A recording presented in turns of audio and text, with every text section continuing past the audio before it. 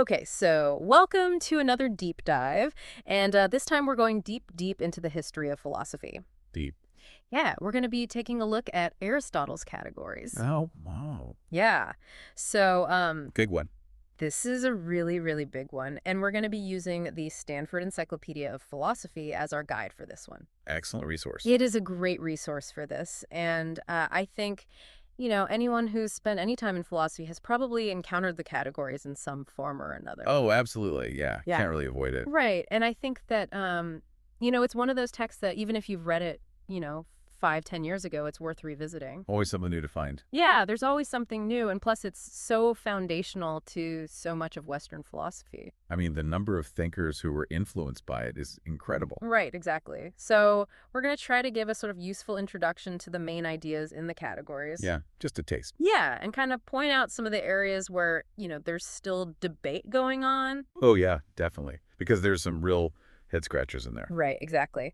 So we're going to be looking at two main systems of classification that Aristotle presents in the categories. Okay. One is the fourfold division of beings, and the other is the tenfold division, which is, those are the categories proper. They're the famous 10. Yeah. So let's start with the fourfold division, because I think that that's a good place to sort of set the stage. Yeah, good foundation. So Aristotle's trying to figure out, how to classify beings, and that's the Greek term ta onta. Tanta. Yeah, and he does this by using two main distinctions. One is said of, and the other is present in. Okay, two pretty loaded distinctions. Yeah, and here's where it gets a little tricky, because Aristotle doesn't really give us a, clear-cut definition of what he means by said of and present in. Yeah, classic Aristotle leaves you wanting a bit more. Right, exactly, and that's Yep. part of what's made the categories such a, a source of debate for centuries. Kept the philosophers busy. Right, but we can kind of work it out based on the examples that he gives and the way that he uses the terms. Yeah, gotta read between the lines. So the general idea is that said of relates to universals, Okay. and not said of relates to particulars. So universals, things that are true of many things. Right, exactly. And particulars are the individual specific things. This table, as opposed to the concept of table. Exactly. Yeah, and then present in seems to have to do with accidental characteristics. Accidental meaning. Like qualities that a thing can have, but that aren't essential to what it is. Okay, so I have the quality of wearing a blue shirt, Yeah. but that's not essential to me being me. Exactly. Yeah, that's a great example. And then not present in would be the non-accidental or the essential characteristic. The things that make a thing what it is. Right. So if we take these two distinctions and we sort of cross them over each other, Make a little grid. we get 4 different classes of beings. Okay, 4 quadrants. Yeah, so the first class is things that are said of and present in, and these are called accidental universals. Accidental universals. So an example of this would be like knowledge or whiteness. Okay. So these are universals because they can be true of many different things. Right, lots of people have knowledge, lots of things are white. Right, but they're accidental because they're not essential to the being of those things. So, like, my knowledge of philosophy isn't what makes me me. Right. It's just something I have. Exactly. Yeah. Then the next category is things that are said of but not present in, and these are called essential universals. Essential universes. Okay, and Aristotle gives the example of man as an essential universal. Okay. So the concept of man is said of all individual men. Right. But it's not just an accidental property of those men. It's part of their essence. It's what makes them a man. Right, it's what makes them a man. Yeah. And then we move to the not said of side of things. So the first category there is things that are not said of, but present in. And these are accidental particulars. Accidental particulars, got it. And Aristotle's example here is like a particular piece of grammatical knowledge. Okay, so like my knowledge of the subjunctive mood. Exactly. Yeah. Yeah. Or, Socrates' whiteness. Okay, his specific shade of white. Yeah. So this is a particular instance of whiteness that's present in Socrates, but it's not essential to what Socrates is. Right, and it can't exist without Socrates. Right. It can't exist without Socrates. Yeah. And then the final category is things that are not said of and not present in. And these are primary substances. Primary substance is the bottom of the pyramid. Yeah, and this is really the foundation of Aristotle's ontology. This is what's really real for him. Right, so primary substances are things like, an individual man or a horse. This horse right here. Right, this horse right here. Yeah. And these are the things that are not predicated of anything else. Right. They're not said of Oh, anything. but everything else is predicated of them. There's kind of the anchor. Yeah, they're the anchor. They're the starting point. I mean, it's a pretty intuitive idea in a way, right? Mhm. Like, we look around us and we see individual things. Yeah, it's very common sense in a way. But it leads to some really interesting philosophical consequences. Yeah, for sure. And, even this fourfold division has had its share of critics and alternative interpretations. Oh, yeah? Philosopher is going to philosopher. Right. Like, Yeah. G.E.L. Owen, for example, he argued against the existence of non-substantial particulars. So he was saying that there's no such thing as, like, Socrates' whiteness as a particular... Right. He thought that those were actually accidental universals. Just at a very low level of generality. Right. So instead of saying Socrates' whiteness, you would say the whiteness of things that are exactly like Socrates. Which gets pretty complicated. Yeah, it gets pretty complicated. Yeah, but it just goes to show that even at this basic level, there's a lot of room for debate. Yeah, and that's just the first system. Right, exactly. Okay. So now let's move on to the tenfold division. The big one. Yeah, the categories proper. Yeah. So here Aristotle is trying to classify things that are said telegomena. Yeah, and he divides them into 10 categories. Here we go. Substance, quality, relation. When position being acted upon. Yeah, those are the 10. And one of the big questions that comes up right away is what exactly is Aristotle classifying here? Yeah, what are these categories pointing to? Right. Is he classifying words or concepts or things in the world? That's a big debate. Yeah, and there are good arguments on all sides. For sure. Like the term category itself comes from the Greek word for predicate. Right. So that suggests that he's classifying words. But then he also uses examples that seem to refer to things in the world like a man or a horse. Right, exactly. And, Aristotle's overall philosophy is very much grounded in the idea that words and concepts refer to things in the world. Yeah, so it's all connected. Right, so it's probably a bit of both. A tangled web. Yeah, but for our purposes, I think it's helpful to focus on the extra linguistic interpretation. So thinking of the categories as ways that things in the world can be. Right, because I think that gives us a more intuitive grasp of what Aristotle's trying to do. Okay, so these are like the ultimate ways things can be. Right, so if we take an example like a maple tree. Okay. Well, it's a maple tree, which is a kind of tree, which is a kind of plant, which is a kind of living thing. Right, getting more and more general. Yeah, so the question is, does this process of becoming more general ever end? And if so, where does it end?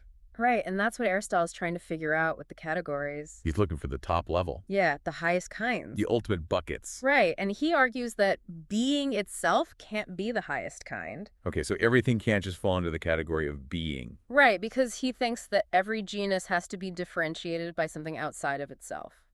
Okay. So if being were a genus, then it would have to be differentiated by non-being. Which doesn't make much sense. Right, he thinks that non-being is just incoherent. Can't have a category for what isn't. Right, so instead he proposes these 10 different categories. 10 ultimate ways of being. Right, and within each category you have this hierarchy of genus, species, and individual. So like with substance, you have animal as a genus, Right. human as a species, Right. and then individual humans. Right, and if we think back to the fourfold division, Okay. we can see how that fits in here. Overlapping systems. Yeah, so primary substances, Those individual things. those are the things that are not said of and not present in. They're their own category. Right, and they're really the most important category for Aristotle. The foundation. Yeah, because he thinks that if primary substances didn't exist, nothing else would either. It all goes back to the individuals. Right, and this is a big difference from Plato, who thought that the forms were more real than individual things. So for Plato, the form of beauty is more real than any beautiful thing. Right, but for Aristotle, it's the other way around. This chair is more real than the concept of chair. Right, yeah. And this is where the idea of pros hen homonyms comes in. Pros hen homonyms. Yeah, so if being itself isn't a genus, Right. how can we say that all things are beings? What do they have in common? Right, and Aristotle's answer is that they're all related to substance, Okay. which is the primary being. the focal point. Yeah, so everything is a being in relation to substance. That's how we can talk about being in a meaningful way. Right, and that's why in his Metaphysics, Aristotle says that the study of being is really the study of substance. Got to start at the foundation. Exactly. Huh. Yeah. So let's take a closer look at some of the individual categories now, Right, let's dive in. starting with substance. Of course. So we already talked about primary substance. The individual things. Yeah, but there's also secondary substance, Which is the genera and species. categories. Right. So like animal is a secondary substance. And human. And human, yeah. And Aristotle's other works give us a lot more detail about how he classifies secondary substances. Fills it out. Yeah, so he talks about immobile substances like the unmoved mover. The ultimate cause of motion. Right, and mobile substances, which are basically bodies. Things that move. Right, and mobile substances can be eternal. Like the celestial spheres. Right, or they can be destructible, like everything in the sublunary realm. Down here on Earth.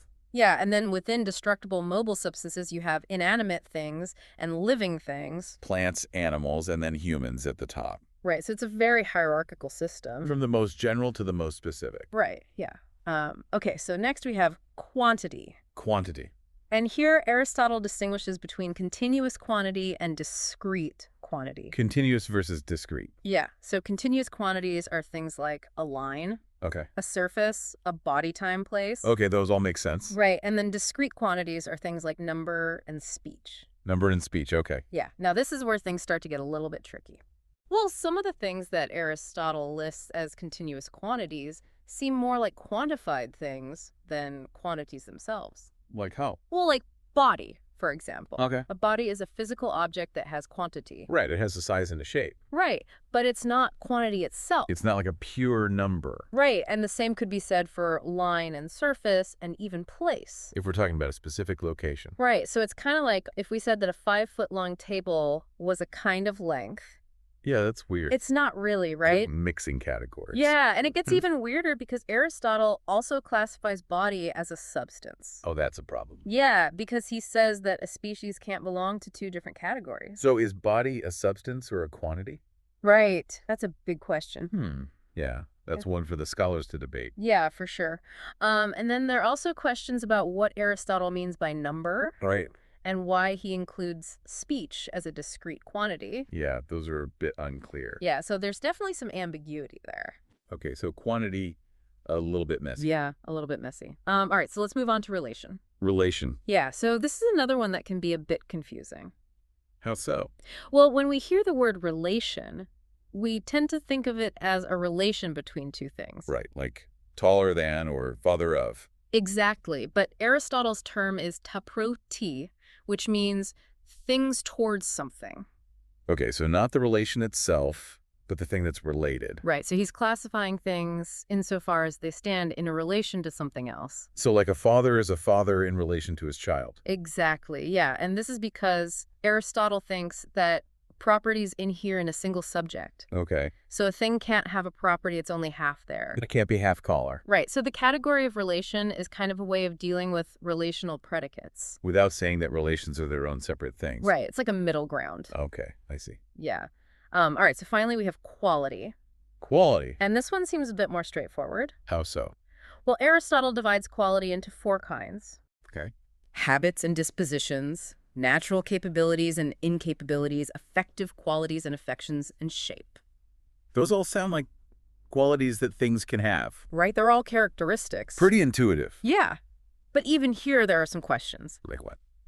Well, Aristotle doesn't really give us a clear reason for why he divides quality into these 4 specific kinds. It doesn't explain his reasoning. Right, and some philosophers like Ockrell and Firth have criticized this. They think it's a bit arbitrary. Yeah, they say that there's no clear principle behind the division. Okay, so it seems a bit random. Right, but other philosophers like Aquinas have tried to come up with justifications for the division. You've tried to find a system in it.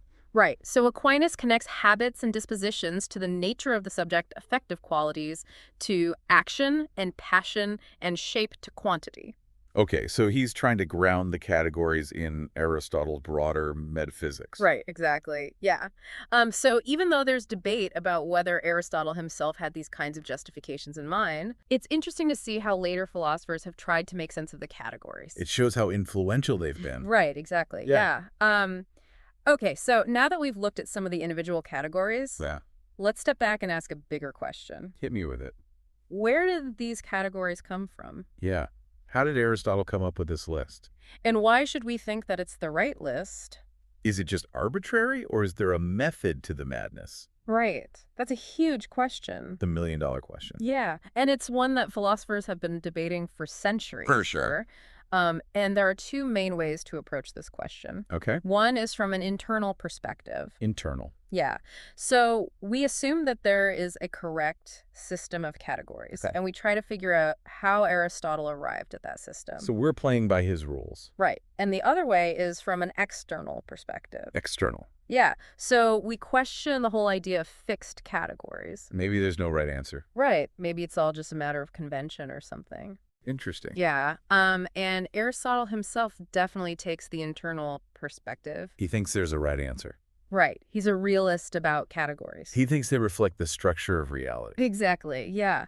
But the frustrating thing is that he doesn't really give us a clear procedure for how he arrived at his list. He doesn't show his work. Right. And this has led to a lot of criticism. Philosophers want to see the receipts. Right. Like Kant famously said that Aristotle just picked up the categories as they came his way. Like he was just wandering around and bumping into them. Yeah, basically.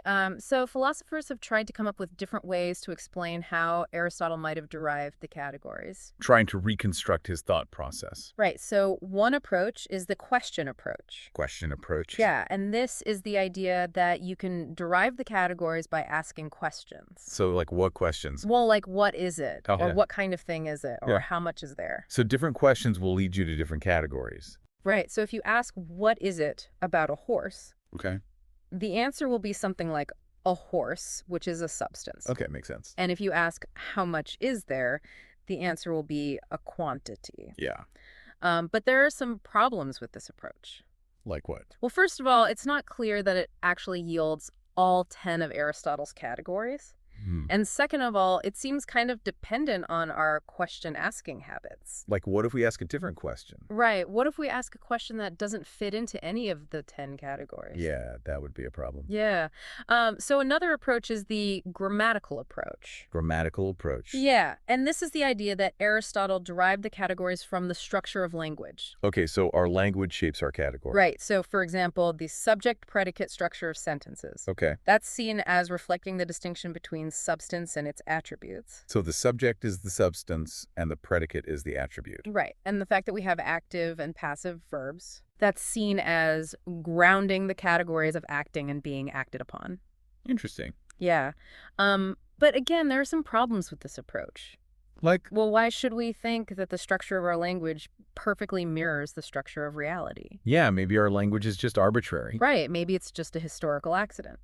Okay, I see. Yeah. So another approach is the modal approach. Modal approach. Yeah, and this is the idea that the categories represent the kinds of things that every particular has to be related to. Okay. So every particular has to be a substance. Okay. And it has to have qualities and quantities, and Yeah. it has to exist in time and place. Yeah. So these are all modal relations. They're necessary relations. Every particular has to have them. Right, exactly. Yeah. Yeah. But again, there are some problems with this approach. Such as? Well, it doesn't really explain why Aristotle chose these 10 specific categories. Right. Like, why isn't there a category for particulars themselves? Yeah. Good point. Or for matter? Yeah.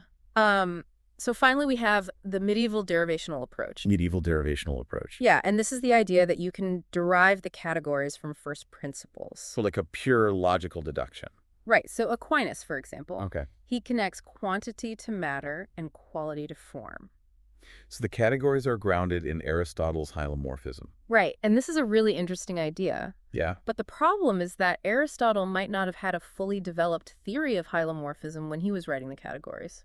So it might be anachronistic. Right. We might be reading later ideas back into the text. Yeah, that's always a danger when you're dealing with ancient philosophy. Right. Yeah.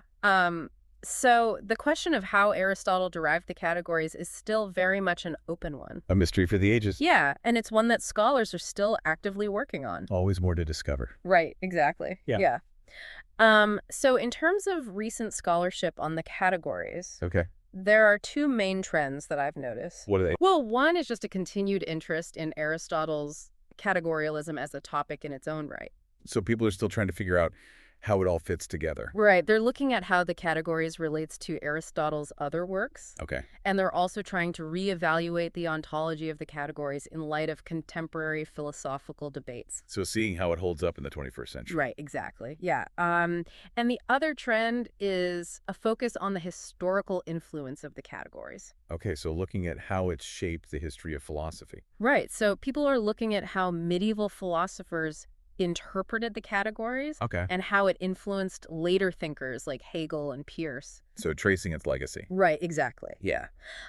So to sum up, Okay.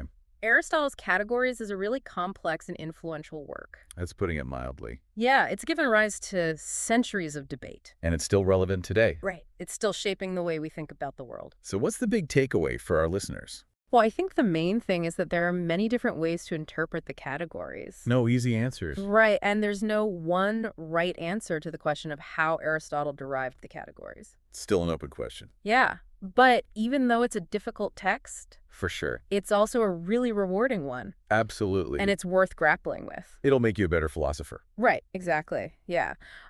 So I encourage everyone to go and check out the Stanford Encyclopedia of Philosophy entry on the categories. Great resource. Yeah, and also to read some of the works by the philosophers that we've mentioned. Get your hands dirty. Yeah, and think about how Aristotle's ideas might still be influencing us today. Maybe without us even realizing it. Right, yeah. And on that note, thanks for joining us for this deep dive. Always a pleasure. And we'll see you next time. Okay. See you then.